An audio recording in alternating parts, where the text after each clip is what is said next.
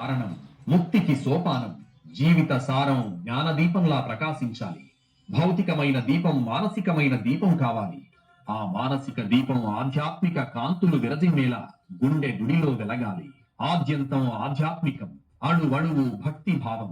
ప్రతి దీపం ప్రణవ స్వరూపం, ప్రతి అణువు శివమయం.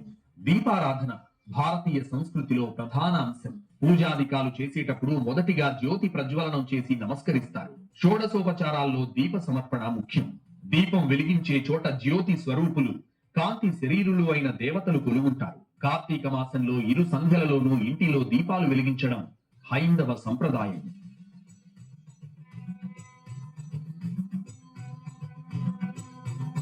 శివుని వంటి దైవం, గంగ కంటే పవిత్రమైన నది, కార్తీకం వంటి పుణ్యమాసం మరొకటి లేవు. పవిత్రమైన కార్తీకం ఓంకారమై, ఆకాశ దీపమై, శివ పదమై, మారేడు దళమై, విష్ణు నామమై మన నేలను పునీతం చేయడానికి విచ్చేసే తరుణం. కార్తీకం భక్తి ప్రపత్తులతో, దీపకాంతులతో, ఏకభుక్తాలతో ఆధ్యాత్మిక శోభను ప్రదర్శిస్తోంది.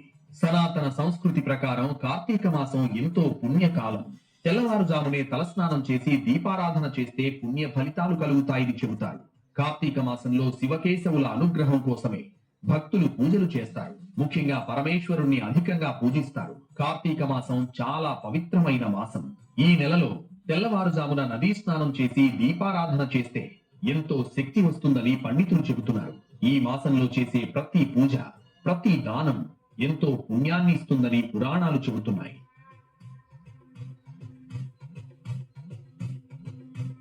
కార్తీక మాసంలోనే శ్రీ మహావిష్ణువు క్షీరసాగరంలో యోగ నిద్ర నుంచి మేల్కొంటాడు. ఈ మాసంలో చేసే ప్రతి మంచి పనికి అపారమైన ఫలం లభిస్తుంది. కార్తీక మాసానికి మన పురాణాలు, సంస్కృతిలో ఇంత ప్రాధాన్యత ఉంది కాబట్టే పరమ పవిత్రమైన ఈ మాసంలో దీపోత్సవాలు చేసే సంస్కృతి కొనసాగుతోంది. అంతేకాదు, వాటిని తమ జీవన విధానంలో భాగం చేసుకున్నారు హిందువులు. తరతరాలుగా కొనసాగుతున్న దీప సంప్రదాయం హైందవ సంస్కృతిని సజీవంగా ఉంచుతోంది. ఈ సనాతన ధర్మ జ్యోతి అఖండ జ్యోతిగా వెలుగులీనేలా హిందువులంతా పరమ నిష్టగా కార్తీక క్రతువులు చేస్తూ వస్తున్నారు. దీపం వెలుగుకు, జ్ఞానానికి సంకేతం. ఆధ్యాత్మికంగా దీపానికి చాలా ప్రాముఖ్యం ఉంది. మన సంస్కృతికి, సంప్రదాయానికి దీపారాధన పట్టుగొమ్మగా నిలిచింది. అటువంటి సంప్రదాయాన్ని ముందు తరాల వారికి సమున్నతంగా పరిచయం చేయడమే లక్ష్యంగా భక్తి టీవీ కోట్ నుంచి దేవతామూర్తులను వేదికపై నెలకొల్పి కళ్యాణాలు నిర్వహిస్తున్నాం. ప్రసిద్ధ పండితులు ప్రవచనాలు అందిస్తున్నారు. పీఠాధిపతులు అనుగ్రహ అతిథులుగా విచ్చేస్తున్నారు. వారందరి సమక్షంలో వేలాది మంది ప్రజలు వెలిగించిన కోటి దీపాలు వెలుగుతుంటే భక్త కోటి తన్మయమవుతుంది. భక్తి టీవీ రచన టెలివిజన్ ప్రైవేట్ లిమిటెడ్ పక్షాన ఉచితంగా అందిస్తున్నాం. లాభాపేక్ష లేకుండా ఇటువంటి కార్యక్రమం ఇదొక్కటే అన్న రీతిలో టీవీ కోటి దీపోత్సవం జరుగుతోంది. ఈసారి కూడా నవంబర్ 1 నుంచి నవంబర్ 13వ తేదీ వరకు హైదరాబాద్ ఎన్టీఆర్